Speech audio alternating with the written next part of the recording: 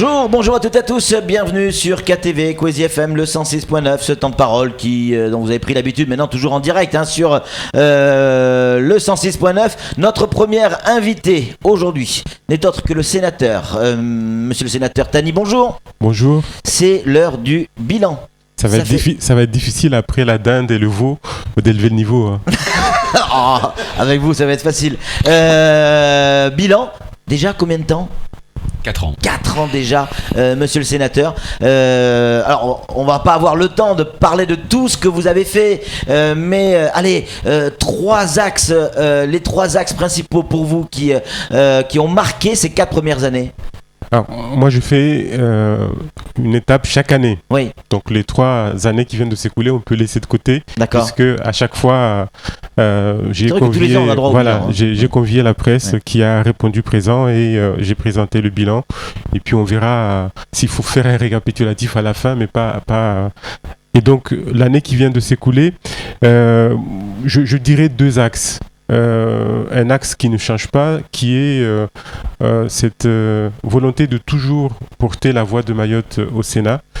Je rappelle encore, le Sénat représente les collectivités. Nous savons dans quel état nos collectivités sont en difficulté. Oui. Et cette méthode qui est la mienne et que j'assume, de profiter de chaque texte qui passe pour parler, intervenir, participer à l'élaboration des lois de notre pays, certes, mais en profiter aussi pour interpeller sur le cas de Mayotte à chaque fois que c'est possible.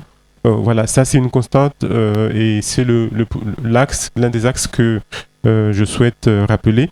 Et puis l'autre axe, c'est là aussi dans la participation à ces textes.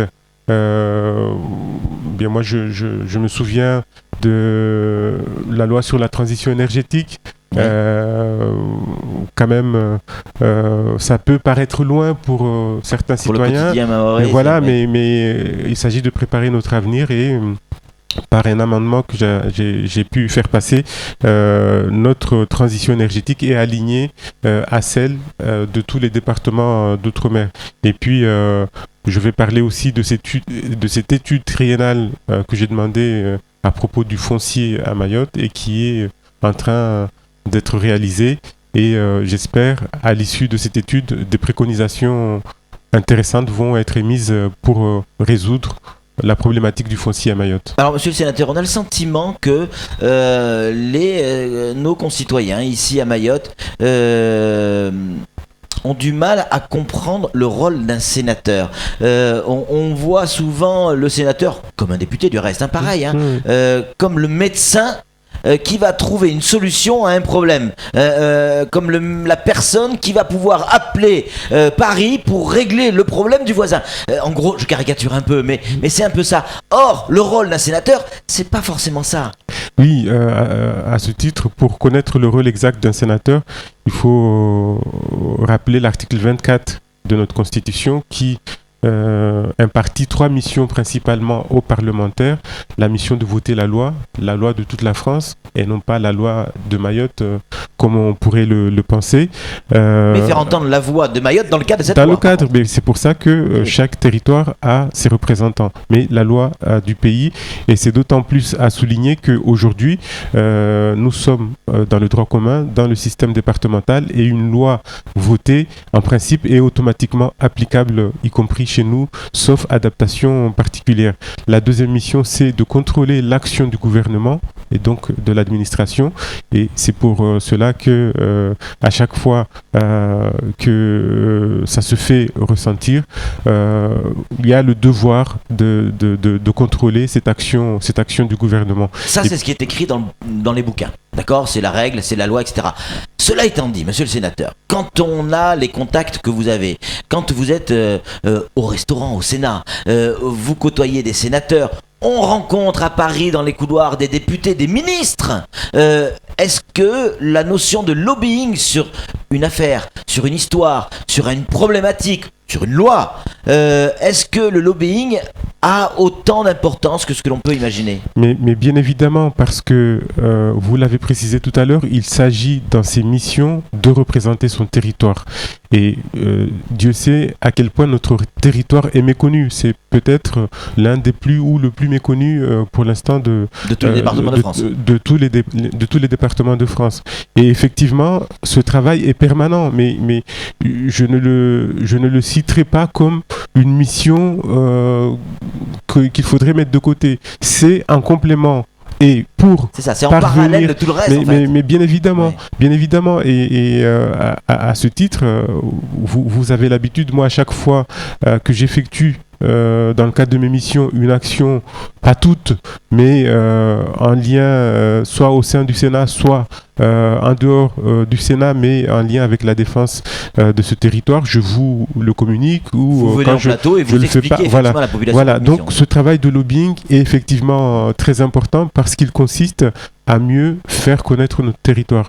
Et on ne peut pas défendre un territoire si on ne le fait pas bien connaître. Et c'est pour cela d'ailleurs que pour cette étude foncière, des collègues vont venir la première semaine d'octobre pour, là aussi, ça fait partie de ce travail de lobbying, entre guillemets, voir sur place la réalité, nos réalités quotidiennes. Alors juste avant de donner la parole à Sam, on a pu constater hier lors de cette conférence de presse, et puis même au quotidien, on vous côtoie, on discute avec vous, il y a ce côté...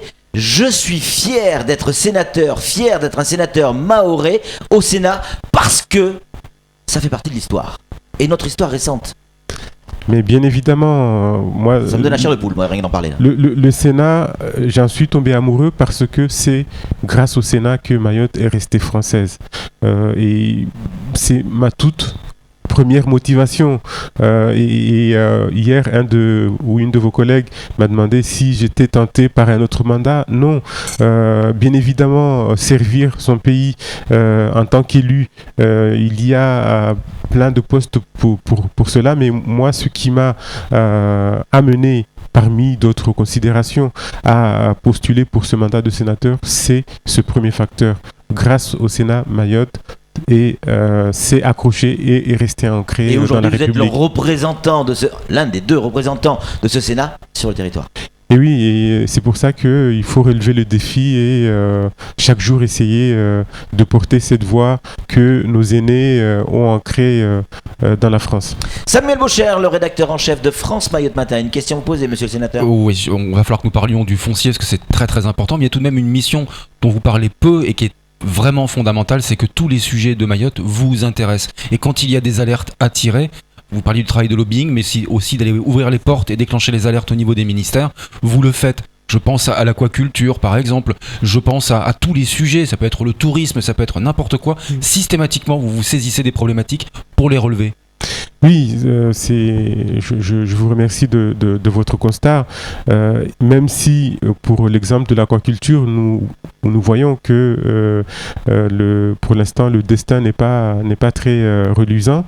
Mais voilà, vous le soulignez, moi j'en profite pour dire que c'est vrai que la population est exigeante, c'est vrai que les Mahorais sont exigeants, ils sont en droit de l'être, mais nous avons une obligation de moyens. Moi je mets tous mes moyens, les moyens possibles qui sont à ma possession pour essayer de mener à bien mes missions. Mais souvent, les gens attendent des résultats. Et l'obligation de résultat, j'ai coutume de le dire, c'est lorsqu'on a une fonction exécutive avec un budget, en pouvant signer des chèques, et qu'on est astreint à cette obligation de résultat. Et même ceux qui ont les chèques, même ceux qui ont les budgets, on sait, compte tenu de la difficulté que j'ai rappelé tout à l'heure de nos collectivités, mais souvent ils n'y parviennent pas. Et c'est en persévérant, c'est à chaque fois en insistant, même après avoir essuyé des refus, que au final on finit par gagner des batailles. C'est l'heure du bilan, donc vous parlez des actions qui sont menées, de ce qui reste encore aussi à faire, ça on va en reparler un petit peu tout à l'heure, mais je voulais m'intéresser un petit peu à l'homme, le sénateur, parce que derrière le sénateur il y a un bonhomme, c'est vous. Est-ce que c'est plus compliqué que ce que vous avez imaginé, plus fatigant le métier de sénateur? Parce qu'on va parler de réélection ou pas. Est-ce que c'est à la hauteur de ce que vous avez imaginé ou ça va, c'est jouable? Grosso modo, je dirais que c'est conforme, avec des surprises et des confirmations. Mais en fait, les difficultés, c'est pas forcément là où je les attendais. Je vais vous donner un exemple. Je pensais que ça serait beaucoup plus dur que ça. Ça n'a pas été facile d'intégrer la commission des lois du Sénat parce qu'elle est très demandée et il y a plus de postulations que de gens admis. Eh bien, ça, je m'attendais à cette difficulté et finalement, ça n'a pas été facile, mais c'est passé. Et il y a un autre aspect là, même si je pouvais m'en douter un peu, vraiment, je pense que c'est le point le plus difficile de l'exercice de cette mission, c'est l'éloignement. Cet éloignement qui implique à la fois, et les citoyens le demandent, qui implique à la fois d'être présent quasiment en permanence là-bas, et puis les citoyens demandent aussi à vous voir ici. Ouais. Et c'est va-et-vient.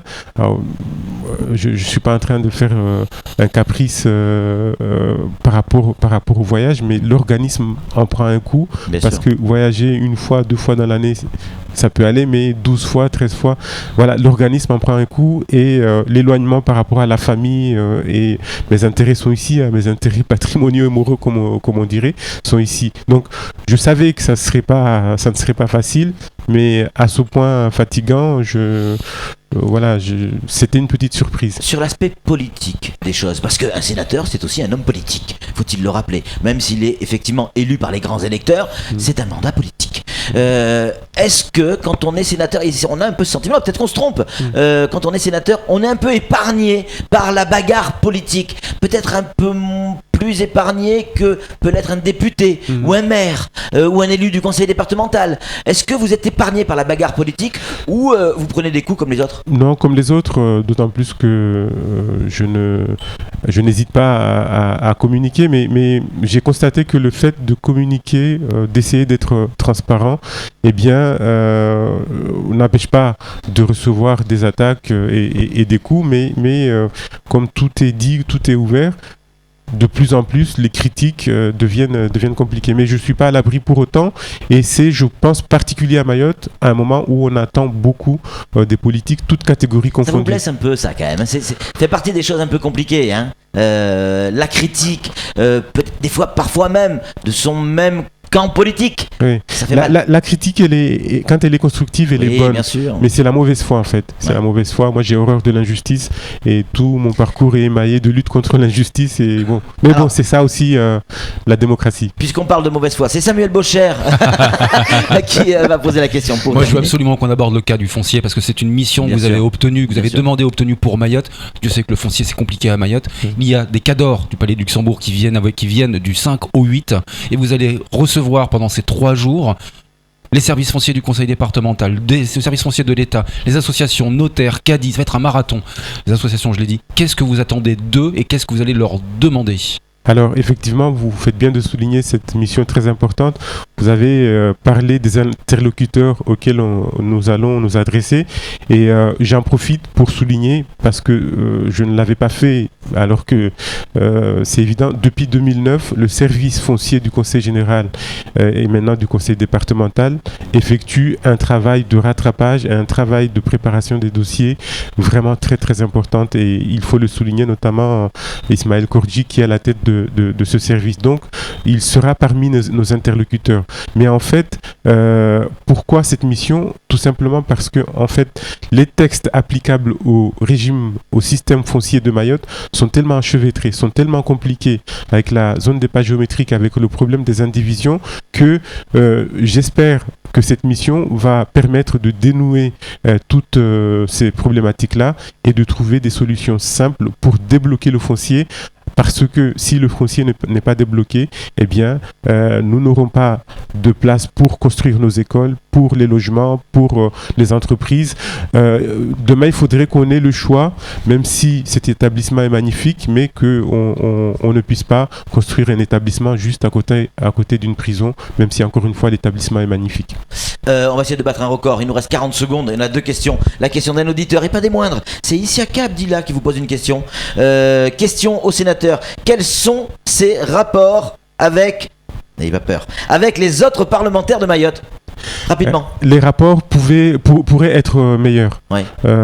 Il existe des relations, des discussions, mais ils pourraient être nettement meilleurs. Allez, dernière question. Candidat, pas candidat aux prochaines élections? Même si vous avez en partie répondu à la question, mais encore plus clairement, oui, non? Si aujourd'hui on était en 2017, je vous dirais oui. On n'est pas en 2017, il y a 2 ans d'ici là, donc oui. Les choses peuvent encore changer. Oui, sous réserve. Oui aujourd'hui, oui, mais ça peut encore changer. Mais bien évidemment, c'est oui, sous réserve que Dieu nous prête vie, par exemple, et plein de conditions d'ici 2017, mais le travail doit continuer en tout état de cause. C'est vrai que pour se présenter, il vaut mieux être en vie. Merci. Vous savez, il y a des gens qui votent en étant morts. Ouais, on a vu ça, on a déjà vu ça. En tout cas, merci, monsieur le sénateur, d'être venu sur ce plateau. Le boulot, il est fait.